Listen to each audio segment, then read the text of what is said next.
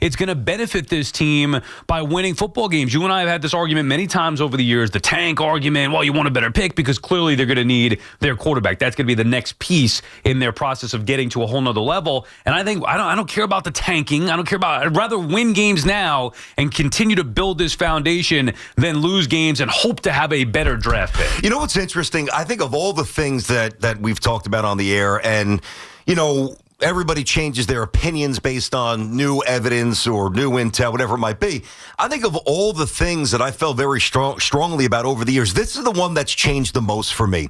And I used to be in the camp, lose. Once you get to a certain point in the season, lose, increase the odds of getting the number one pick. And I'm talking about the Jets, obviously, as a quarterback. Not so much the Knicks over the years, but I look at this, and to me, there's enough evidence in the miss rate, Sal, in quarterbacks taken in the first, 2, 3, 4 picks of whatever draft you want to go back and look at, where, okay, so it's kind of like when you root against history, that's stupid. I don't think that there's enough history that tells us, and I've done a lot of research on this, where, all right, if you pick first or second, you got you guys. So the miss rate is undeniable. And then the other thing, too, and I think it's taken me a little bit longer to get with this as well, but I have, is that I think there's a lot of evidence around the NFL where it's fully proven that you can find your quarterback in unconventional spots, and the young man we'll watch tonight for the New York Giants was not the first pick or the second or the third. As we know, the Giants made a bold move. They made a trade. They loved him. They got their guy. So I do think that there's certain situations, like if it's a Gase or the end of Salah with Ulbrich, and where you just want the coach out.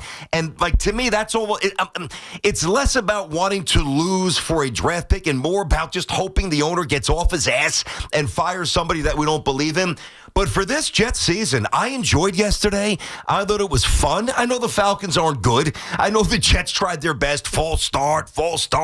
I'll take the wins, and I'm happy. Yeah, but they could have quit many times over in that game yesterday, and they didn't. Also, you think about it, what's more important? Because people get caught up in the sexy, wow, we have a top pick. We want a top pick. We want to have the potential to take the best quarterback, whoever that may be. No doubt about it guy, who, by the way, there's no such thing as no doubt about it guy, or take a chance on somebody, whoever it may be.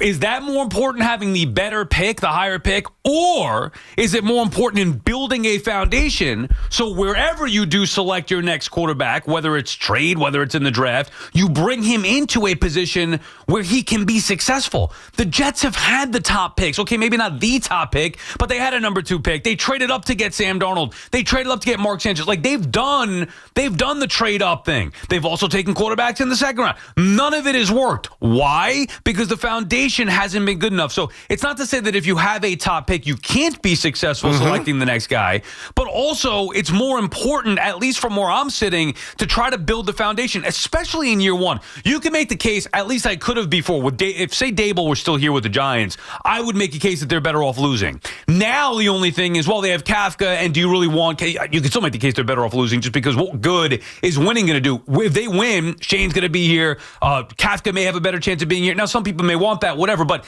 they're in kind of no man's land because they don't have a head coach. They have a lame duck GM to a certain extent, and they already have their quarterback. So I don't see the good, and they have a veteran defense. I don't really see the good that's going to come of the Giants winning games the rest of the way. Whereas the Jets, in year one of a total rebuild, it's imperative they get the feel good to believe in what's going on with Muji and Aaron Glenn. I like your point about the basically just having things a little bit more buttoned up so that when you do bring the quarterback, whether it's, a bridge quarterback from a different team, whether it's somebody in the middle rounds, whether it's somebody in the late first round, whether it's somebody in the top 3, that you actually identify and say, this is the player that we want.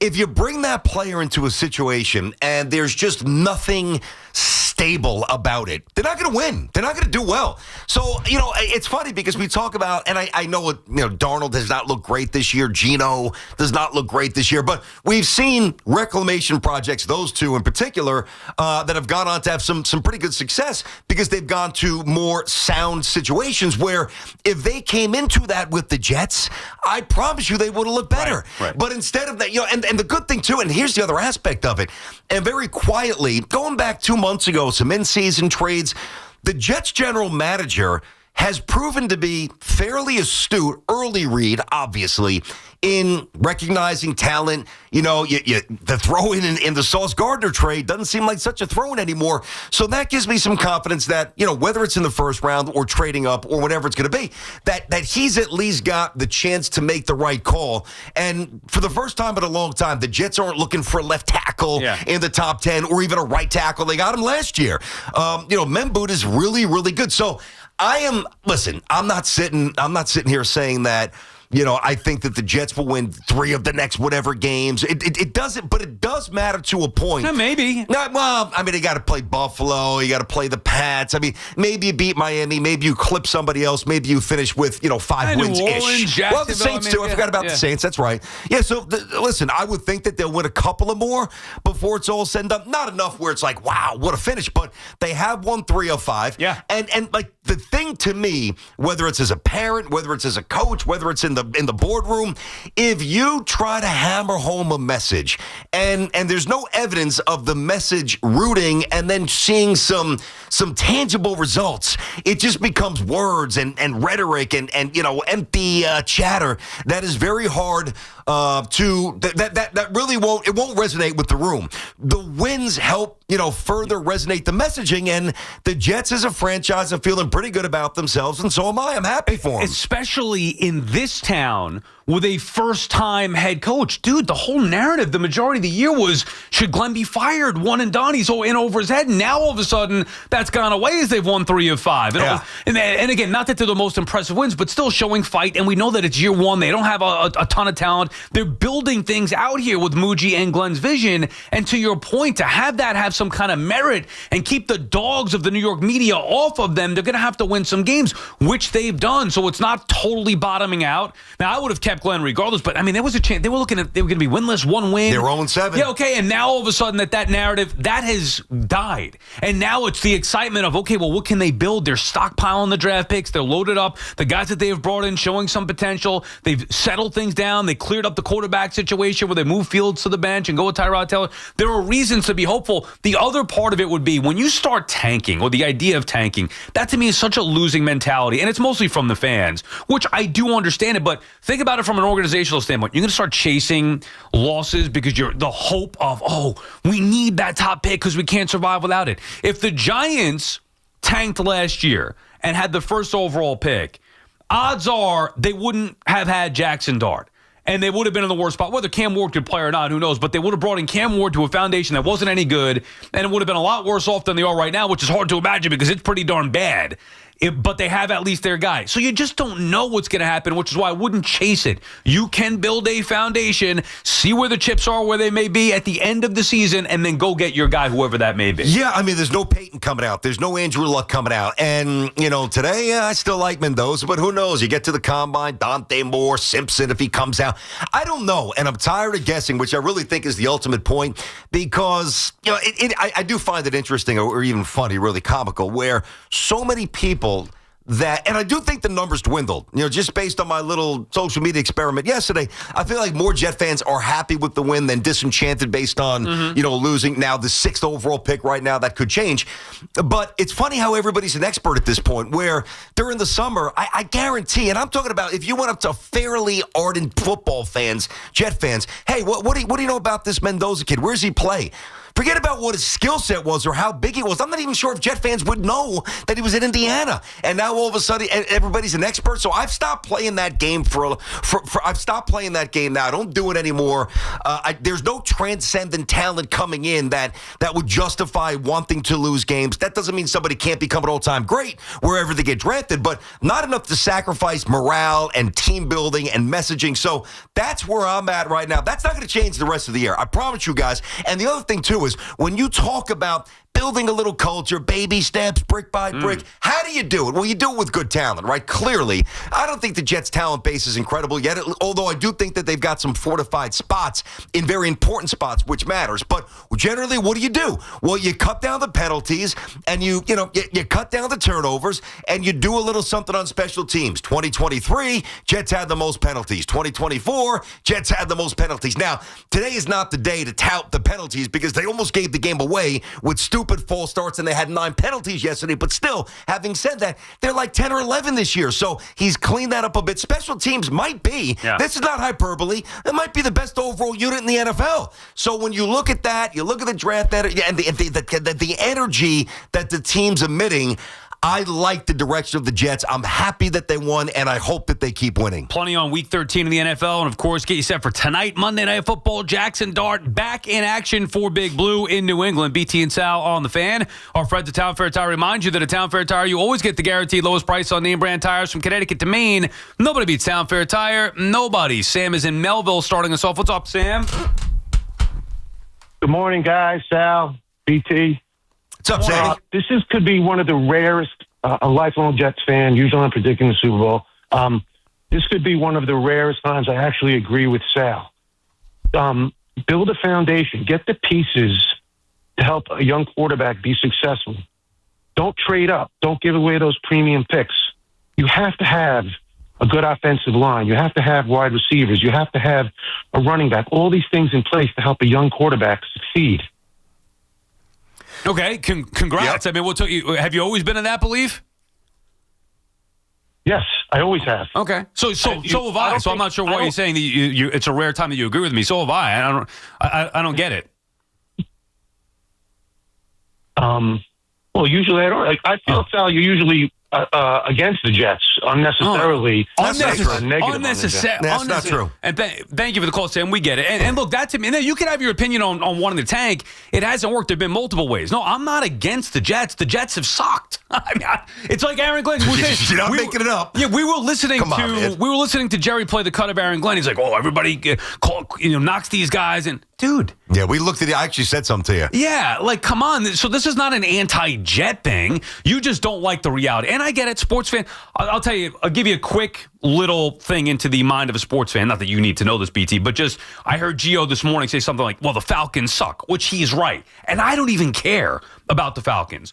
But even hearing somebody else say it, as a former diehard Falcon fan, I could see how it bothers people. You know what I'm saying? Like, there's you could say it about your team, but when somebody else says it, it's a harsh reality. So don't get it twisted. I don't hate the Jets. I don't hate the Giants or any team for that matter. I just call it how it is. And with the Jets, I don't know how you could call it any other way than it's been god awful. However, this year, I do think there are good things that have gone on, a lot more good than bad, especially over the last 5 weeks. I mean, that was an interesting take there. Guys, there have been erroneous takes on the show and on the station forever, and that will continue. But lumping the Jets in and the Giants with the dregs of football society has been pretty much spot on, because that's what they've been. That's not like, making something up. Come on, it's the longest drought we know the stupid stat, North American team sports.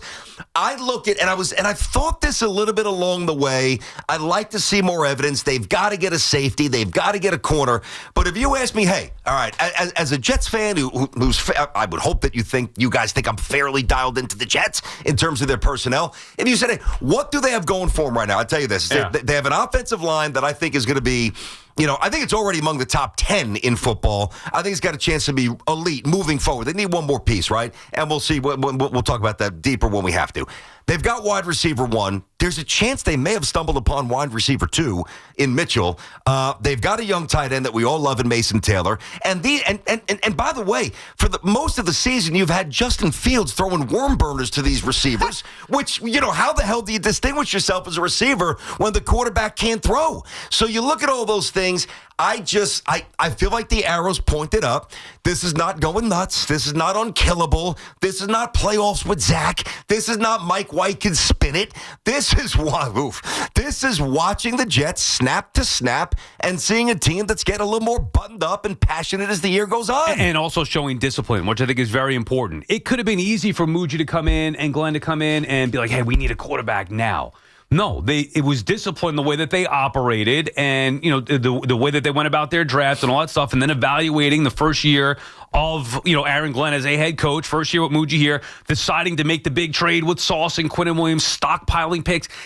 To me, it's the exact spot. Now, who knows what the results are going to be? It's the exact spot you would want to be in a year one of a rebuild, winning some games, staying true to what you believe in, discipline, getting the team to be progressively better as the season goes on, and setting yourself up for success in the draft. Now, Muji's going to have to pick his guy, and Glenn's going to have to pick his guy. As far as the quarterback goes, they're going to have to rebuild that defense. There's a long way to go. But for me, I don't think you could be in a better spot in year one of a rebuild than the New York Jets are in. I would agree with that. There's just a good energy coming from the building right now. There's been a couple of guys who have chirped a little bit, whether it's Breece Hall on social media, but even while I don't think he's always been right in what he's kind of said here, taking aim at Costello, there's a unity right now.